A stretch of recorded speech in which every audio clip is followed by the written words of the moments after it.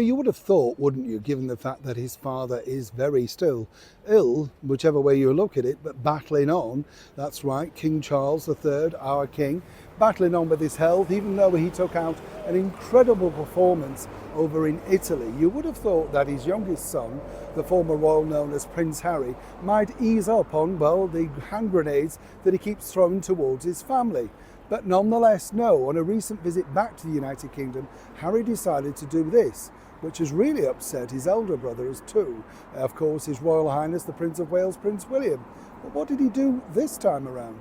As ever, let me explain. Morning, good to see you, chums. Thank you so much for your time.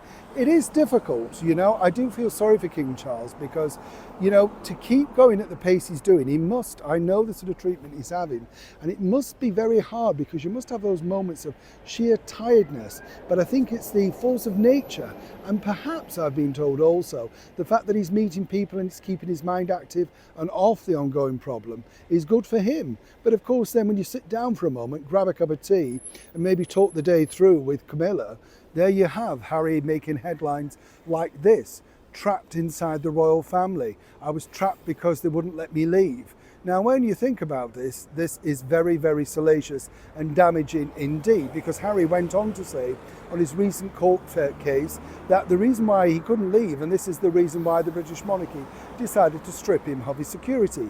He just stopped short of saying, like they did with my mother. But of course, that's coming in a later, no doubt, visage, as it were. He'll want to get that out there. Now, the problem that you have with this is it's a totally fictitious story, as of course William, the Prince of Wales, knows. Because you see, this is all from the directive of none other than the late Queen Elizabeth II. Now, let's not forget, Harry was putting on all of this pressure on a woman over 90, literally at that point, and was very ill indeed. But he didn't care. They didn't care. You can dress it up any way you want. They talk about empathy, showing up for people, kindness. How kind were they to the Queen when they were doing this? I get very angry, in fact, about it, simply because you think, well, if you had any sort of, kindness in you, you wouldn't have done this. The true story behind this, and this is just Harry and Meghan throwing everything in their power to get this particular free security, is simply this. The Queen pointed out in no uncertain terms that his titles would be removed, but he could still attend events. She explained in great detail what would happen. Even when she presented all of this, as did the courtiers to him, as a matter of fact, he said he was more than happy, and the only thing they wanted to do was live a life outside, a quiet life. They muted the idea of Africa. There was no talk about Canada. There was no talk about California.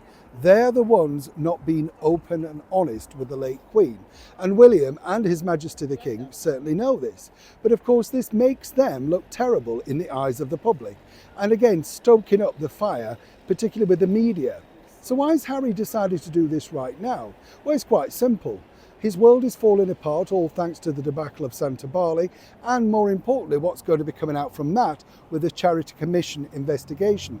That's not going to look pretty, let me tell you. So Harry feels that if he can go back to Montecito and present to his wife, look, like a little child holding up a colouring book, I did this for you, I managed to get the security.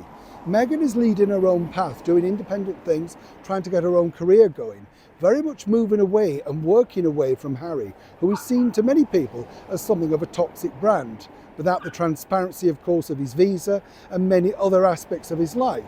Meghan, of course, only requires one thing: security and financial security. And Harry so far has provided that. Without one, how much longer can the other survive? And that's truly what the chatter, as ever, allegedly, inside circles is. Neil Sean in the very heart of London.